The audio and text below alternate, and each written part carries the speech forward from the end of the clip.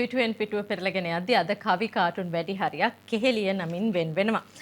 දිවයින පුවත්පතේ Jayaratne වික්‍රමසිංහගේ Facebook කාටුනේ මෙහෙමයි. ඇප ගෙවා ගන්න බැරුව කෙහෙලියයි නූනයි දුවයි ආයෙත් රිමාන්ඩ් වෙලාලු. එහෙම පදිංචි වෙන්න විදිහක් හොයලා බැලුවා නම් හරි කියලයි ජයරත්නලට හිතෙන්නේ. එතකොට දිනමින පුවත්පතත් අංජනි ඉන්ද්‍රජිත්ගේ කාටුනයත් ඒකමයි.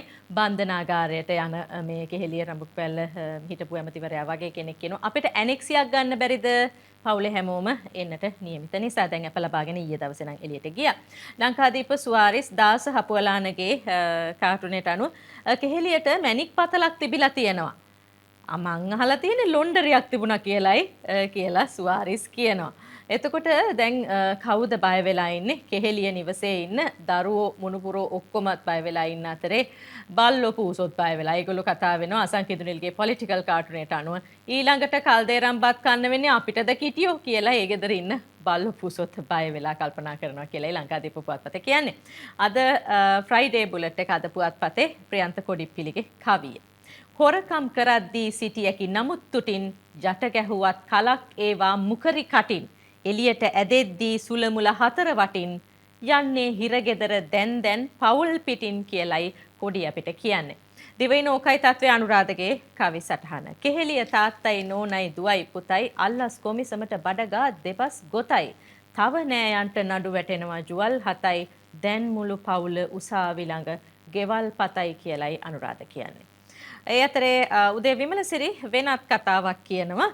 අපි වෙන අතක් බලමු. මොකද්ද මේ අත? මෛත්‍රී අත. ඒ කියන්නේ ශ්‍රී ලංකා නිදහස් පක්ෂයේ සභාපතිකම එපා කියනවලු. ඔහු අර දංගෙඩියට තියලා තමන්ගේ අත තමන්ම කපා ගන්නවා වගේ වැඩක් කරනවා. මෛත්‍රී අත සභාපතිකම එපා කියලා තියෙනවා. මව්බිම එම්.ඩී. වීරරත්නගේ කාටුනේට අනුව දැන් අර 28 දෙනෙක් හිටපු ඇමතිවරුන්ගේ අයතාවත්කම් උපයාගත්තු ආකාරයේ හෙලි කරන්න බැරි අයතාවත්කම් හොයන්නට යනවා. ඊට පස්සේ ඒක රජයට පවරා ගන්න යනවා කියලා ප්‍රවෘත්තියක් තියෙනවානේ. දැන් ඔන්න විමර්ශන නිලධාරීන් එනකොට මෙන්න තවත් අයතාවත්කමක් කර තියාගෙන ඉන්න දේශපාලුවෙක් ඉන්නවා. මේත් අයතාවත්කමක් තමයි කියලා ඔහු කියන ගමන් තමයි ඔය විවිධ අයතාවත්කම් මෙයට තිබිලා තියෙනවා කියලායි මේ කියන්නේ. මොනරාතු සිත ශාමන්ගේ කෝචොක්තුමා ජනාධිපති ජර්මන් ගියේ කොටි හමු වෙන්න කියලා කිව්වට ගම්මන් පිළට CID විමර්ශනයක් තියෙනවලු.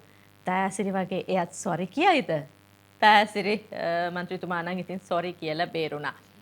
අද කාටුනේ අවන්ත ආටිකලගේ අද පුවත්පතේ. එදා මොකක්ද කරේ නේද ලංකා කම්කරු කොංග්‍රසය යදමින් බැඳගෙන වතු කම්කරුවාව මේ විදිහට තියාගෙන හිටියා කියලා මේ ජාතික ජනබලවේගයේ උදවිය චෝදනා කළා. දැන් මොකද කරන්නේ? ඒ අයත් එක්ක කරට අත දාගෙන සභාව පිහිටවනවා.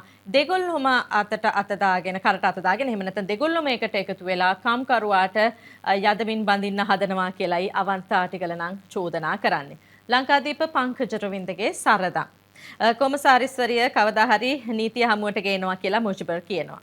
ඔය චාමරත් කියලා තියන්නේ කාටද ජම්පර් රඳනවා කියලා ඉතින් සරදම් සරෙන් කතා වෙනවා. මව්බිම එම්.ඩී. වීරරත්නගේ මරිසි පාල. චාමර සම්පත් කියනවා රිලව් ලක්ෂ 42ක් ඉන්නව නම් පායට පෑගෙනවලු. අම්මෝ උන්නහෙට පෑගුණොත් නම් කියලා ඔන්න වඳුරගේ නම මතක් වෙනවා. දිනමින අංජනගේ කාටුන් ඉරානයට වහාම යටත් වෙනු කියලා ට්‍රම්ප් කියනවා. ට්‍රම්ප් මේකේ දුෂ්ටයාද සපෝටර්ද ජෝකර්ද කියලා අංජනලා කතා වෙනවා.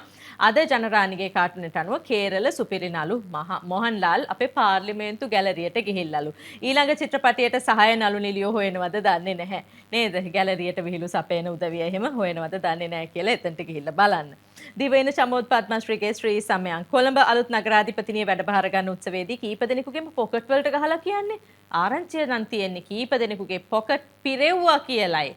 සම්මෝදලා කතා වෙනවා. ලංකාදීප දාසගේ කාටුනේට අනුව අනේ ඉතින් විපක්ෂ නායකතුමාට වෙච්ච දේ එතුමා ටාගට් බෝඩ් එක අර ඉලක්ක කරගන්නට යනකොට දුන්න ඊතලේ අරගෙන එතුමාගේ පිටට වැදුණු ඊතල පහරවල් රසක් තියෙන බව තමයි මේ පෙන්වන්නේ. එතකොට දිවයින ආතාපේ කවි සටහන මහින්ද සිරිවර්ධන මැති විශ්‍රාමය ලැබලා යන විටදී ජනපතිටත් කම්පනයක් දැනිලා අපේ ආතටත් ඒ ගැන විස්තර ටික ඇහිලා ඔහුගේ අදහස කීවේ කවියක් ලෙස ගොතලා.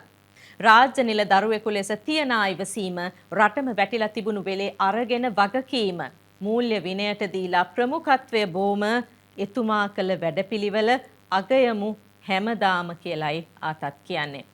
ලංකාධිපති සේවා විසගේ හිනා වැස්ස චිකන් වැඩ කෝටියයි නේද අපිට අර ප්‍රසිද්ධ මේ සමාගමක වචනයක් මතක් වෙනවා චිකන් වැඩ කෝටියයි. ඉතින් ඔහොම තමයි අපිට පේන්නේ පුහුට්ටු මාලිමා ඔය චිකන් වැඩ කෝටියයි කියලා. ඒ කියන්නේ මව්බිම දවසේ 14යි අද අපි දවසේ වැඩසටහන අවසන් කරන්නට තෝරාගන්නේ. එදා ඇමති බලයේහි අඩුවකුත් නැති බෙදාගෙන කාපු උදවිය තවත් ඇති. සදා ජය කෙහෙලි නැංවූ කෙනෙක් නැති මෙදා ඇමතිලාට මේ පාඩමත් ඇති කියලයි විදුර අබේනායක මතක් කරන්නේ. කවදා වුණත් එන්නට තියෙන ඇමතිලාටත් මේ පාඩමත් ඇති.